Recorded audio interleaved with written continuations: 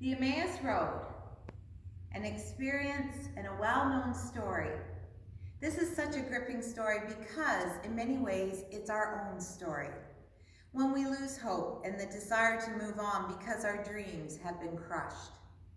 This story highlights the living hope that we have in the resurrection of Jesus Christ. Paul wrote to his friends in Corinth, "If we have hope in Christ in this life only, we are the most miserable of all men, but Christ now has risen from the dead." But on that first Easter day, that living hope was all snuffed out for the two disciples on their way back to Emmaus.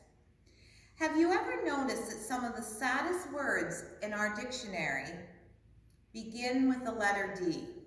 For example, disappointment, doubt, disillusionment, defeat, despair, and death.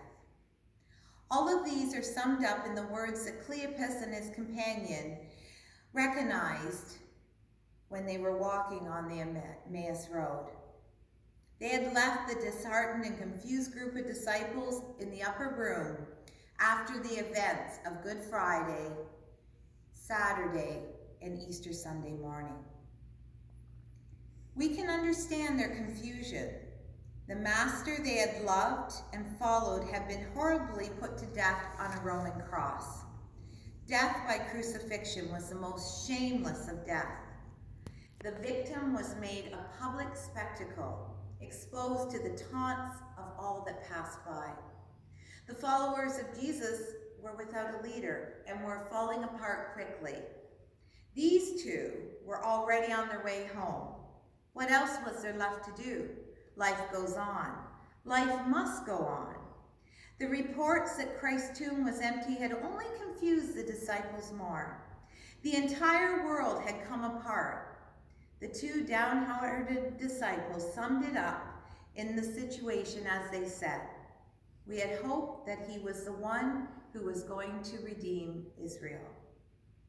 Human hope is a fragile thing, and when it withers, it's difficult to recover. So here we have two disciples, followers of Jesus, who had heard his words, had witnessed his death. Think about it. Think about how they must have felt.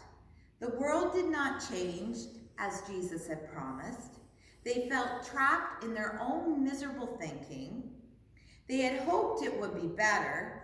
They had hoped things would change. Now there's nothing left to do. Filled with this disappointment, they were on their way back home. They were going to where they had came from. But then a stranger was walking beside them. It was going to be one of the most wonderful walks in history.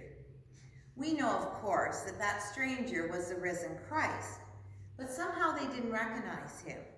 In fact, Luke tells us they were kept from recognizing him. Maybe they were too preoccupied to even look him in the eye. Maybe they didn't care. What difference did it make who was walking with them? They probably had their heads down, kicking the sand as they walked, feeling sorry for themselves. And then along came this chatty stranger who seemed to have no clue what had happened in Jerusalem, or it seemed so. The stranger asked them, "What's going on, guys?" And he listened as they poured out their hearts. As Jesus walked with them, he listened to their words of disappointment. Their hearts were broken. They did not understand because they were promised a living hope. Jesus enters their pain and allows them to share their story. And then he fills their broken hearts with a lesson of faith. Starting right from the story of the fall of man and how God deals with our human failure, Jesus told them about God's plan for salvation. And then he said, "Did not the Christ have to suffer these things?" Suffering. That's one thing they hadn't factored in. And they listened. Their 2-hour journey from Jerusalem to Emmaus must seem like a few minutes after Jesus joined them. They were so wrapped up in the conversation with the Lord that they didn't even recognize him. Luke informs us that as they approached the village to which they were going, Jesus acted like he was going farther.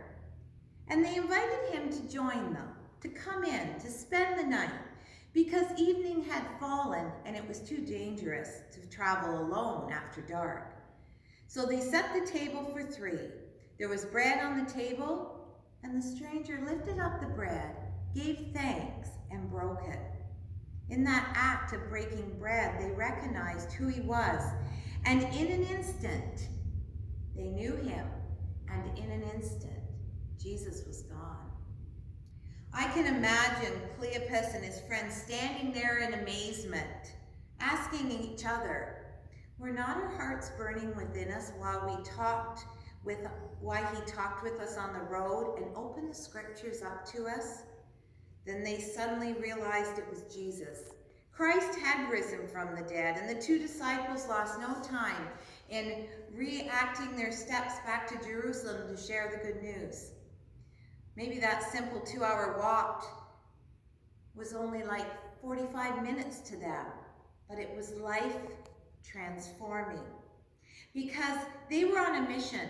Their hearts were burning. They had good news to share with the other disciples. They couldn't keep it to themselves. You see, hope has a powerful effect on all of us.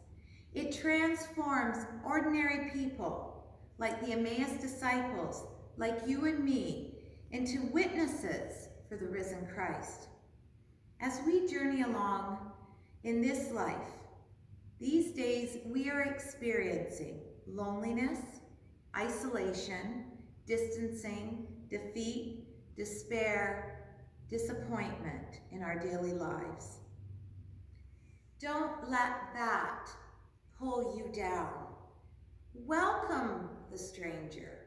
Welcome Jesus to join you on your journey. And may your hearts be warmed by his words of comfort. May he ignite you with passion to share with others and all who you meet on the road of life. Amen.